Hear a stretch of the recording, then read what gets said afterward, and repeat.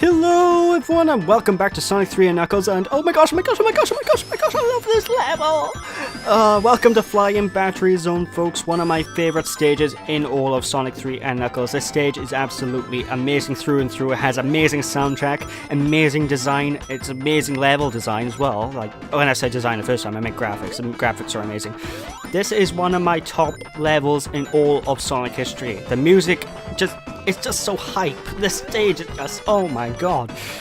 And basically, as you can expect, you're in a giant ship in the sky. This isn't Eggman's final fortress, as you can probably guess, because this is only the second level of Knuckles out, but be careful by here. This stage is very treacherous, filled with lots of Eggman's traps, including spike balls, crushing things, and, of course, as you can see by here, bottomless pits with tiny platforms to traverse.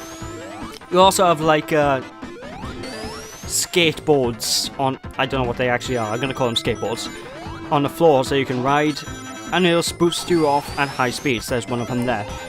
And yeah, for the most part, this is where the game's difficulty starts getting okay-ish, and this is when the level design of Sonic 3 and Knuckles really starts to shine. This is the point of the game where everything goes, oh my god, yes! Oh, it's so delicious! Snivelly! Fetch me my broomstick. Don't know why what? Fetch me my broomstick. Where's that one come from? Either way, you're gonna find yourself getting a lot of extra lives if you know where to go in a stage. And for this by here, these little pole things you can actually swing up from. If you move up and down on the D-pad, you can swing, well, up and down. If you press the D-pad left when you're going up on these things, you can go left. You press the D-pad right, you go right. And that's basically how everything goes. It's a nice way to get a nice one-up there. Getting one-ups in this level really distresses me because it cuts out the music, and this game has this game has like one of my favourite soundtracks in the entire franchise, and it's just sad when some of the music gets cut out of like invincibility power-ups and the like. Although I do like the invincibility theme. And as you can probably tell right now as well, the invincibility theme is actually different to what it is on Sonic 3 alone. And not only that, the boss themes are completely different to what they are in Sonic 3 alone. And Knuckles' theme song is completely different as well, folks. So, yeah, quite a bit of changes since we played this game 2 parts ago, isn't it? Of course, those are like the major changes, basically soundtrack changes, and that's basically the major difference between the two versions. As far as I can tell, the Sonic and Knuckles portion of the game is exactly the same as the Sonic 3, as, you know, when it's locked on, as it is when it's not locked on, as far as I can tell. Except for the fact that you have the Super Emeralds and that super special sexy transformation that you can get, which I'm still not spoiling the name of, by the way. Even though everyone and their mothers know about it, I'm not spoiling it, I refuse. But speaking of which, it's time to get the blue spheres, and actually in this part we do get hold of the last of the 7 Super Emeralds and get super secret, there we go, sexy transformation. I keep saying things that have an E sound with a se sound, so secret becomes secret. I don't know why. It's a weird slur I have right now. I never usually have that problem. It's only the last couple of parts have been like that, so it probably doesn't help I'm recording more today than I usually record in one go, because I normally record like 4 videos a day, and today I just decided, you know what, screw it, I'm going to record more. I'm not going to lie, my mouth is killing me. But that's beside the point. For this special stage by here, very easy, just follow my path and you'll get through just fine. It does have a pretty awful colour scheme though, come on, that's just puke-inducing. Like the purple and the yellowish green, ugh, disgusting colour scheme. I think there was a special stage in Sonic 2 that had a similar colour scheme as well, and I didn't like it there either. Actually, I think I even commented on that during my LP of Sonic 2, I'm not even sure. My LP of Sonic 2 was ages back now, that was like a year ago. So my memory of that's a bit fuzzy. That's beside the point. Anyway, with that, we can actually continue moving onwards. To get that special ring, I didn't really explain properly. There was a spike on that alternate path that I went to that you could push out the way and it'll lead you to a secret path. The secret pathway. My vocal cords are failing me today. But anyway, with that, watch out for these little floor mines. Even They will start to detonate as you walk past them. Don't worry about them too much though, because, well, they wait a second till they explode, and the only way that you're gonna get hit by those is if you stand still like a numpty on top of them going, "Don't mind me." Get it? Don't mind me, because they're floor mines. I'm sorry.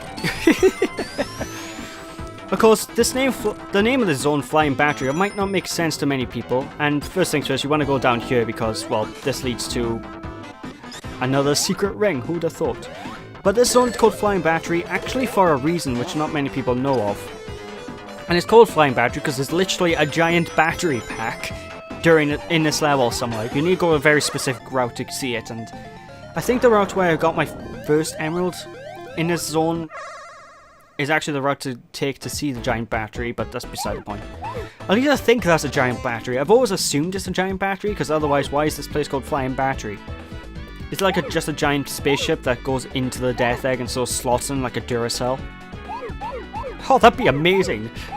Don't mind me, Sonic, I'm gonna plug in my giant flying battery into my Death Egg. And Sonic's like, no way! I don't know where I'm going with this. Anyway, this special stage by here, follow the path that I'm taking. This is what I consider to be the foolproof method to get through this special stage in particular. Overall though, it's actually not that bad. You can jump over the gaps below if you want to get the rings to appear. I don't recommend it, I'm only doing it because I want to show off how stylish and skilled I am at my Sonic game. Ooh, saucy. But there we go. Just continue, rinse and repeat, and we're practically almost done. Got 4 more left, and they're in this main center room by here. Delicious. How about some Nutella and caviar? I don't know why the voice. I love doing that voice. I don't know why. I've been doing it in like the past 3 LPs I've done now. I've done that voice in some way, form. It's just insane. But anyway, yeah, we got the one. Well, we got 6 of the 7 Super Emeralds. 1 more to go. Which we're actually going to get after the next boss fight. Yes! But of course, continue moving onwards, backtracking to where we came from, because we went the backwards way to get into that room, I believe. I don't know what the actual way you're meant to get into that room is, but yeah, I always take this route. So, it's the route I continue taking when I'm doing LPs. Stick with what's comfortable, you know? Anyway. Our boss fight now is a capsule? Okay, so for this boss fight by here, you just need to basically stand on top of this, the plunger thingy that opens up the capsule, and just wait for his eyes to flash. When his eyes flash, you move out the way and he'll hit himself. What's wrong, buddy? Stop hitting yourself, stop hitting yourself.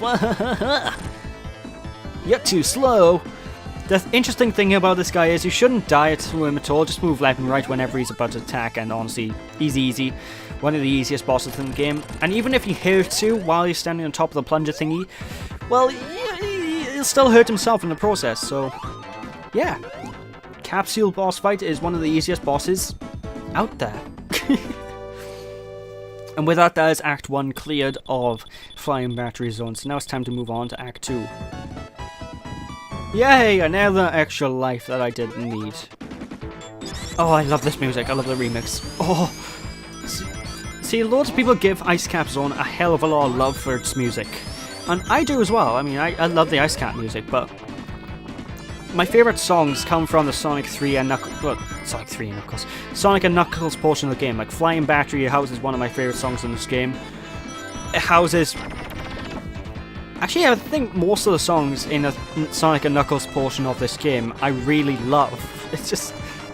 I can't stress how good the soundtrack is. Sega, as a whole, always do good soundtracks anyway, because another game I LP'd, Panzer Dragoon, had an amazing soundtrack, and that was also made by Sega, so... I think that's like one of the few things that's still consistent with Sega today, because even though Sega literally does nothing but make Sonic games and the occasional PC game these days, their music, the soundtrack, has still always been amazing. I don't know, I think they have a gift with music, that's all I can say. Although Sega, I would love to have more games coming out, please. I mean, come on, Shenmue 3? Even if it won't sell well, so not Shenmue 3 actually, because I don't know how well it'll sell. I want it, but don't know if it'd be worth it for Sega to make. Basically, Sega make more games that aren't Sonic, and that are Sonic, if they can make them good. Which I have quite a bit of faith in Sega making good Sonic games now, because they haven't been so bad for a while now. Like, Sonic Generations was amazing.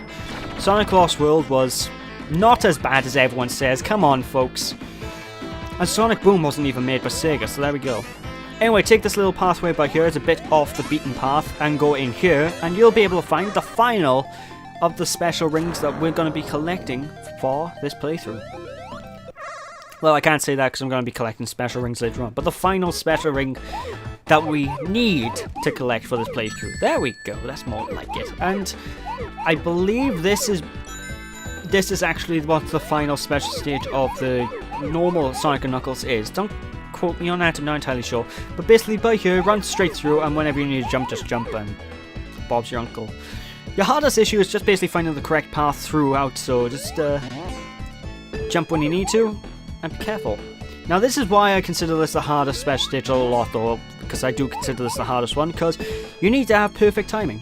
When you basically bounce backwards, you need to wait for your for Sonic to get bounced back forwards, and then at the very instant he bounces forward, you need to turn left or right according to which way the game wants you to go. Like for example, by here, bounce forward, go left.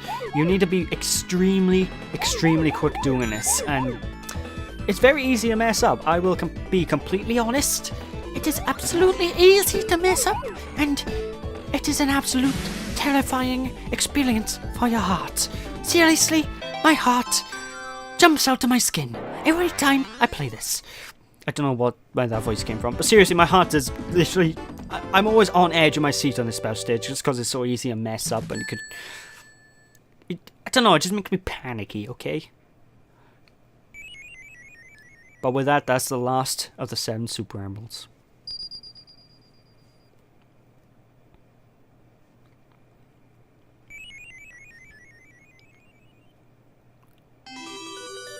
That's right, folks. We can now be hyper...